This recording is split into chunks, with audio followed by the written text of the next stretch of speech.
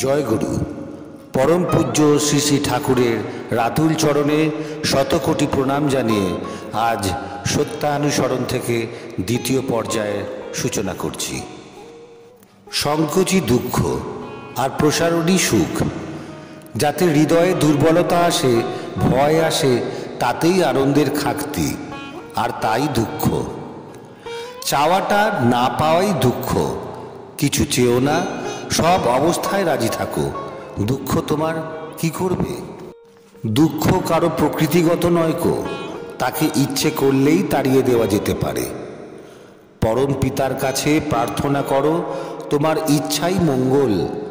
আমি জানি না কিসে আমার মঙ্গল হবে, আমার ভিতরে তোমার ইচ্ছাই পূর্ণ হোক। আর তার জন্যে তুমি রাজি থাকো, আনন্দে থাকবে, দুঃখ তোমাকে স্পর্শ করবে না। কারো দুঃখের কারণ হয়েও না, কেহ তোমার দুঃখের কারণ হবে না। দুঃখ একরকম ভাব, সুখও একরকম ভাব। অভাবের বা চাওয়ার ভাবটাই দুঃখ। তুমি জগতের হাজার করেও দুঃখ নষ্ট করতে পারবে না, যতক্ষণ তুমি হৃদয় থেকে ওই অভাবের ভাবটা কেড়ে না নিচ্ছ। আর ধর্মই তা করতে পারে। যদি সাধনায় উন্নতি লাভ করতে চাও, তবে কপটতা ত্যাগ করো। কপট ব্যক্তি অন্যের নিকট সুখ্যাতির আশায় নিজেকে নিজেই প্রবঞ্চনা করে। অল্প বিশ্বাসের দরুন অন্যের প্রকৃত দান হতেও প্রবঞ্চিত হয়। তুমি লাখ গল্প করো, কিন্তু প্রকৃত উন্নতি না হলে তুমি প্রকৃত আনন্দ কখনোই লাভ করতে পারবে না। কপটাশয়ের মুখের কথার সঙ্গে অন্তরের ভাব বিকশিত হয় না, তাই আনন্দের কথাতেও মুখে নীরসতার চিহ্ন দৃষ্ট হয়। কারণ মুখ খুললে কি হয়, হৃদয়ে ভাবের স্ফূর্তি হয় না। অমৃতময় বাড়ি কপটের নিকট তিক্ত লবণময়, তীরে যাইয়াও তার তৃষ্ণা নিবারিত হয় না। সরল ব্যক্তি ঊর্ধ্ব দৃষ্টিসম্পন্ন চাতকের মতো, কপটি নিম্ন দৃষ্টিসম্পন্ন শকুনের মতো। ছোট হও, কিন্তু লক্ষ্য উচ্চ হোক। বড় এবং উচ্চ হয়ে নিম্ন দৃষ্টিসম্পন্ন শকুনের মতো হওয়ায় লাভ কি? কপট হয়েও না, নিজে ঠকো না, আর অপরকে ঠকিও না। এটা খুবই সত্য কথা যে মনে যখনই অপরের দোষ দেখবার প্রবৃত্তি এসেছে, তখনই ওই দোষ নিজের ভিতরে এসে বাসা বেঁধেছে।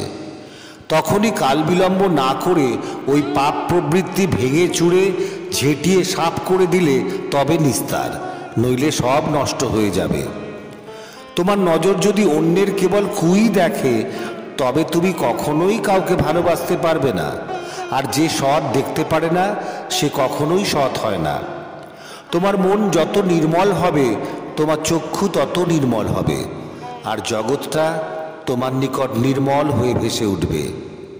তুমি যাই দেখো না কেন, অন্তরের সহিত সর্বাগ্রে তার ভালোটুকুই দেখতে চেষ্টা করো, আর এই অভ্যাস তুমি মজ্জাগত করে ফেলো। তোমার ভাষা যদি কুৎসা কলঙ্ক জড়িতই হয়ে থাকে, অপরের সুখ্যাতি করতে না পারে, তবে যেন কারো প্রতি কোনো মতামত প্রকাশ না করে।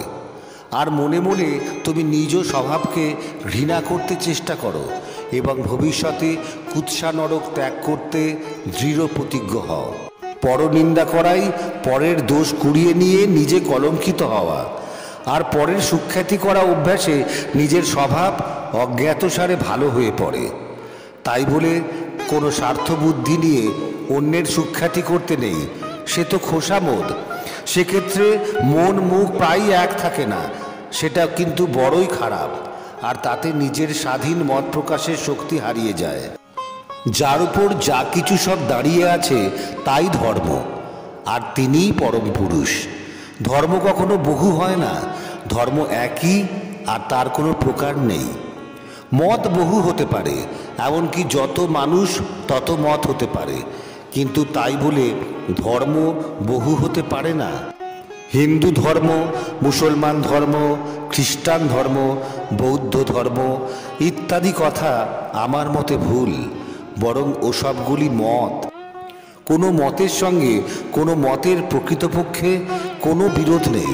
ভাবের বিভিন্নতা, রকম ফের, একটাকেই নানা প্রকারে একরকম অনুভব। সব মতই সাধনা বিস্তারের জন্য, তবে তা নানা প্রকারে হতে পারে। আর যতটুকু বিস্তারে যা হয় তাই অনুভূতি, জ্ঞান। তাই ধর্ম অনুভূতির উপর। যদি ভালো চাও তো জ্ঞানাভিমান ছাড়ো, সববারই কথা শোনো, আর যা তোমার হৃদয়ের বিস্তারে সাহায্য করে তাই করো। জ্ঞানাভিমান জ্ঞানের যত অন্তরায়, আর কোনো রিপু তত নয়।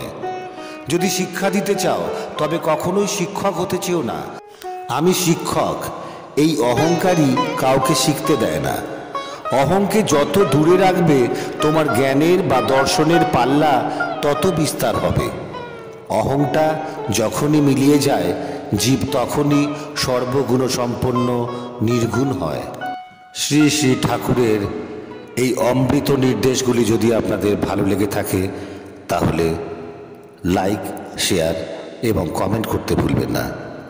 আর যদি আপনারা প্রথম এই চ্যানেলটি দেখে থাকেন তাহলে সাবস্ক্রাইব করে আমার পাশে থাকবেন। ভালো থাকবেন। জয় গুরু।